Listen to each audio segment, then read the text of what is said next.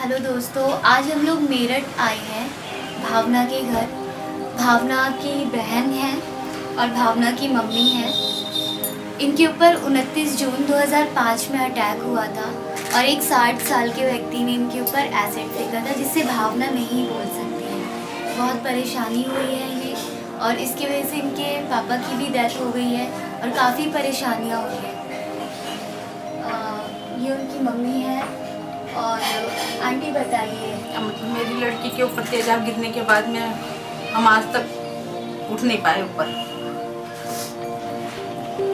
ये उनकी सिस्टर है जो आपको पूरी तरीके से बता पाएंगे। एक 60 साल का बुढ़ा था, परेशान करने लगा था इसको कि मैं शादी करूंगा, देर से शादी करूंगा। उसके विरोध करने पर उसने एसिड डाल दिया और एसिड डालने के बाद में वो अपने आप ही सिलेंडर हुआ बुर्खा पहनकर। लेकिन हमारी तो लाइफ ख़त्म हो गई, पापा ख़त्म हो गए, भाई हमारे कुछ है नहीं, फाइनेंशियल प्रॉब्लम बढ़ती चली जा रही है। कोई सरकार से कोई मदद नहीं मिली आज तक। जितनी भी हेल्प करी है आम आदमी ने करी है। एक चंदे की तरह इलाज हुआ है इस लड़की का, जिसमें कि इसकी आवाज़ तक चली गई है। इससे ज़्यादा और क्या बता सकते हैं। घर में कुछ भी नहीं है करने के लिए। मम्मी बीमार रहती हैं, ये खुद बीमार रहती है आए दिन। सिलाई का काम करते हैं यहाँ छोटा सा, बाहर कहीं जाते नहीं है क्योंकि मम्मी बीमार है। बाहर इनको छोड़ के नहीं जा सकते कहीं भी।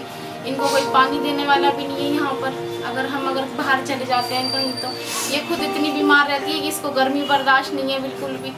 इस तेज़ाब के केस के बाद में सारे जख्म नीले नीले हो जाते हैं इसके, अगर ये गर्मी में रहती है तो बहुत बुरी हालत हो जाती है इसकी। कभी बीमार पड़ जाती है, इसकी दवाई के लिए पैसा तक नहीं होता। भीख मांग मांग के भैया पैसे इलाज के लिए इकट्ठे करते हैं हम लोग। बहुत मुश्किल है। हम लोगों के सर पे छत तक तो रहने की उम्मीद नहीं है। अब इतनी हालत खराब हुई पड़ी है हमारी। खाना खाते हैं तो आने को किराया नहीं वापस मेरठ हमारे पास, वहाँ पे भूखे पड़े रहे हम। बहुत बुरे वक्त में गुजरा भैया। पापा को ब्रेन हेमरेज हो गया। अगर पैसे होते तो शायद पापा बच जाते।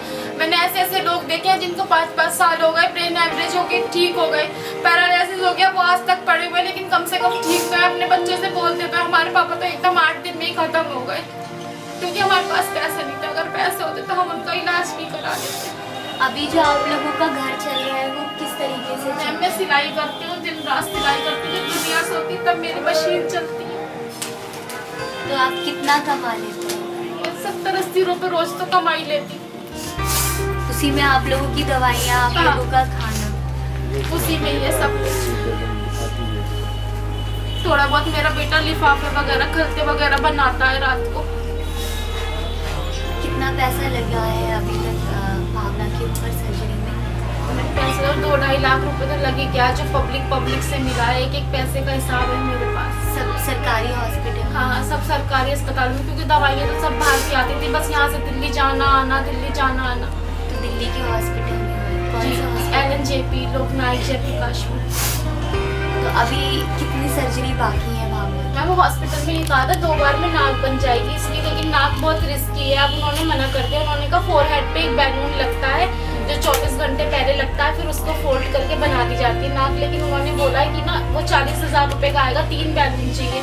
एक तो वो मैं अफोर्ड नहीं कर पाऊंगी, दूसरी बात इसका फोरहेड छोटा है और नाक बड़ी है। तो डॉक्टर ने बोल दिया कि अब तो कोई प्रोसीजर नहीं है, अब रहने ही दो बस। जितना आए इतना ही ठीक है। आवाज़ तो इसकी खत्म हो ही गई, आवाज़ तो बिल्कुल नहीं समझ में आती। तो इन्हें खाने पीने में किसी चीज़ में तकलीफ? हाँ, इससे पानी नहीं पिया जाता एकदम लगातार। अगर एक साथ पीना है नहीं पीती, 2-2 घूंट उतारती है नीचे। खाना भी ऐसे ही खाती है। सांस लेने में दिक्कत होती है। और खाने में आप क्या क्या खाती हैं? नहीं खा पाती। और आपको बोलने में काफ़ी तकलीफ होती है। तो डॉक्टर ने आपको क्या बताया? आप कुछ बताएंगे? क्या कहा डॉक्टर ने? तो आगे जो आपके ऑपरेशंस होने हैं तो आप क्या सोचती, वो ऑपरेशंस करवाएंगे आप? मना करती है। और बाकी आप एक बता रही थी कि आपका एक ऑपरेशन है वो ज़रूरी है जो आपको दर्द करता है, ये क्या है? यहाँ पे भी तेजाब गिरा हुआ है, इसके काला सा निकल रहा है, कुछ पता नहीं क्या चीज़ निकल रही है। मैंने कहा डॉक्टर को दिखाने, लेकिन दिखाने तो जब जाएं जब पैसा हो पास में, 200-500 रुपये पास में हो तो दिखाने जाएं डॉक्टर को।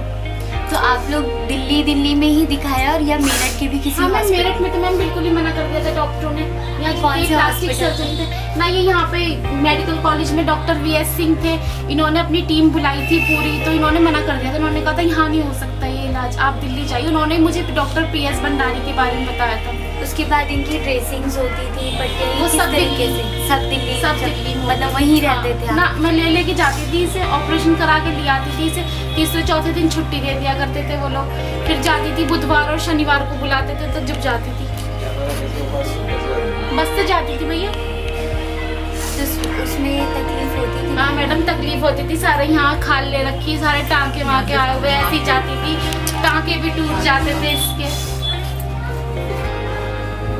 भावना, आप ऐसा क्या काम कर सकते हैं? जॉब कर सकते हैं। आप कितना पढ़े हैं?